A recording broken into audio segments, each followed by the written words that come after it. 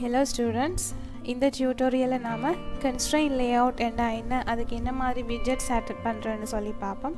So normally நீங்க பாத்தீங்கன்னா ஒரு project ஒன்று create பண்ணதும் அது வந்து constraint layoutலாம் இருக்கும். Right? So இதுல இருக்கிற மாதிரி.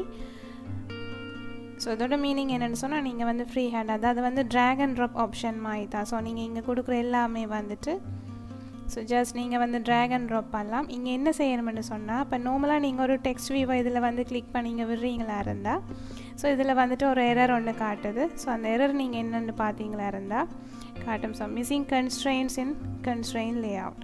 So நீங்க அதுக்கு என்ன செய்யணும்னா இதுல இருக்கிற அந்த four cornersலயும் வந்து circle மாதிரி இருக்கு பாருங்க. So இந்த இதுல வந்துட்டு mouse-ஐ கொண்டு இப்படி click பண்ணி இதுல விட்டீங்கன்னு சொன்னா அதோட வந்து adjust ஆகும். So and இதே மாதிரி நீங்க எல்லா சைடுலயுமே வந்துட்டு இப்படி fix பண்ணனும்.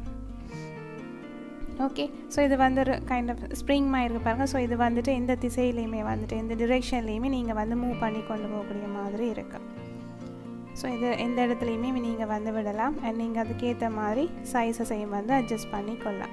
Then இதுக்கு பிறகு நீங்க கொடுக்கிற widgetsக்கு அதோட properties-ஐ வந்துட்டு ஆட் பண்ணலாம். Sometime இந்த constraint layoutல வந்து பாத்தீங்கன்னா இப்படி spring இல்லாம நேர இருக்கும். So அந்த டைம்ல வந்து நீங்க இப்படி நேர வந்து மூவ் பண்ணலாது. So அப்படி ஒரு இஷ்யூ வரும்னா நீங்க அந்த constraint layout-ஐ வந்து ரிமூவ் பண்ணலாம்.